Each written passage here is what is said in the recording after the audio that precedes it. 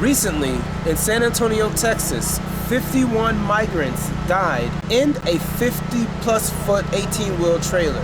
Tonight, new details from the tractor-trailer tragedy in San Antonio, Texas. The suspected driver, Homero Zamorano, appearing in federal court today, facing human smuggling charges resulting with the death of the victims. Today, a mourning community in the U.S. and abroad, angry and heartbroken. Gente, no se crean, por favor. Para seguir el sueño americano. No existe el sueño. Es una fantasía que tenemos. And I can say I'm pretty sad about that. Among the dead, children, teenagers, parents, and dozens of people searching for a new life in the United States. Around 22 Mexicans so far have been identified, 7 Guatemalans, and about 2 Hondurans.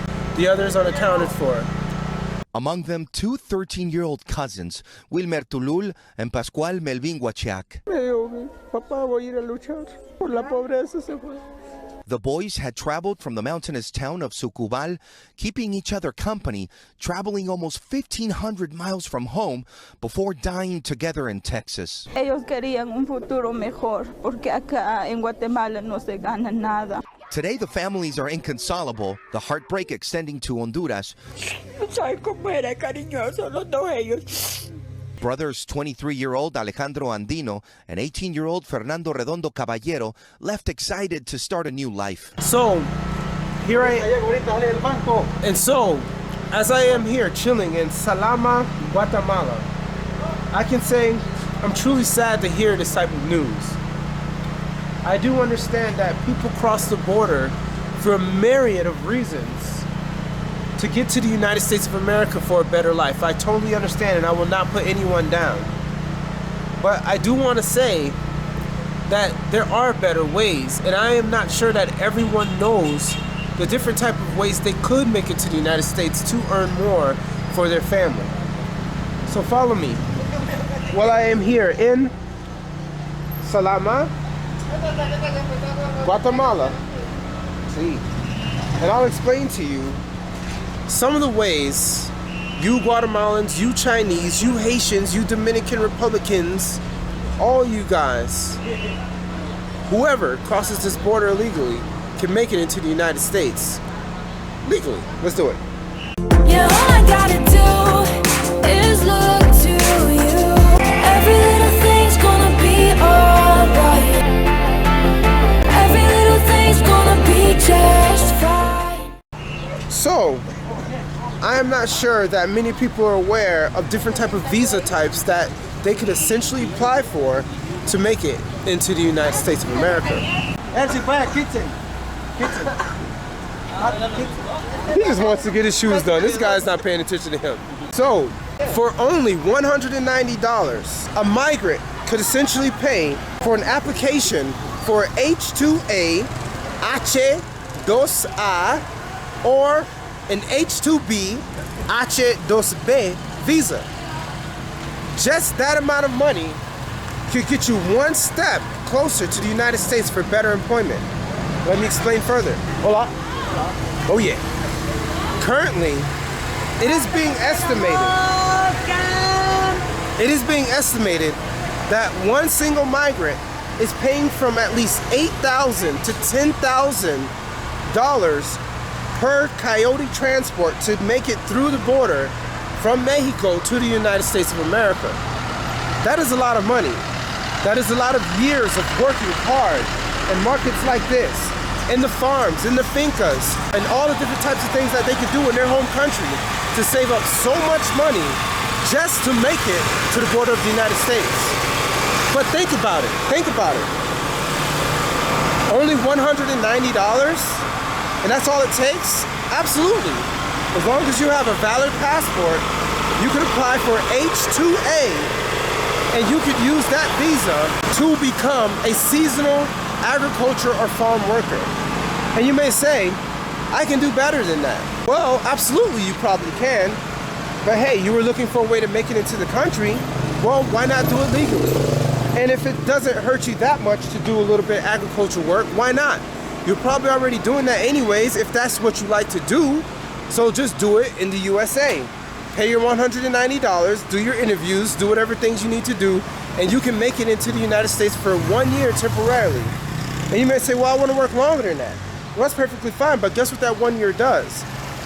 It shows USCIS that you're willing to do the right thing, and so when you apply again for another visa, they'll see in your record that you did the necessary things to stay and then leave. And then that makes it easier to get another visa for you to do whatever type of agricultural work that the next season may have when that time comes. H-2A visas are for skilled workers.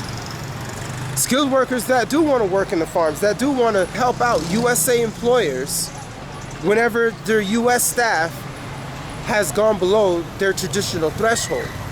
H-2B workers, it's also temporary as well. So either way, whichever way you do it, it's possible. I am saying this for you guys to look into it.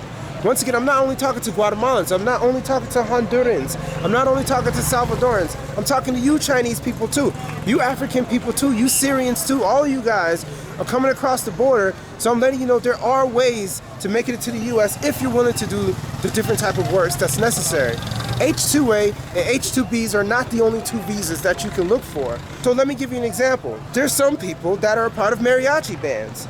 Well, sometimes there's a need for mariachi bands whenever they wanted to celebrate their culture in the US. So you can essentially apply for a P visa. P is for performers. So there are a myriad of visas that you could apply for to help you on your way to the US temporarily, but do it legally, okay?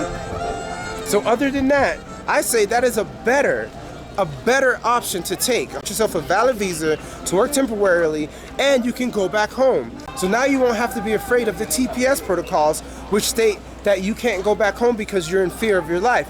Well, if you get a working visa, then you can essentially go back home within that year after your contract is done. And then you can relax at home and then come back again to the US and work perfectly fine. I am not saying this out of arrogance. I am stating this information as information for those who don't know any other option but to get themselves into an 18-wheeler truck in essentially Paris because the heat is so hot that they pretty much die out there in the wilderness in San Antonio. That has happened multiple times. So I'm letting you know, don't let something like that happen to you. Don't let something like that happen to your family members. There are other options. Look at the USCIS website and see what options there is for you to come to the United States and work without a problem. Hola. Let me go to a comedor and get me something to eat. Carne de res. Salama, Guatemala, baby. So, if you have any questions, I'm not stating that I am an expert at any of these things. All I'm letting you know is that you yourself can do the research to find out what options you have for you to cross the border legally. The U.S. is not the best place to be in regards to work because there are other countries that treat migrants a little bit better and you could get in a lot easier, but it seems like everyone wants to go to the USA. So if that is your end goal, try to do it the right way. Okay, so that's all I have to say on that topic. Let's keep pushing and see what else Guatemala has to offer.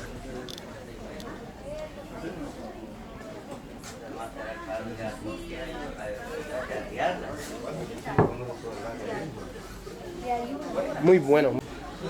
Muy bueno. Very good. All right.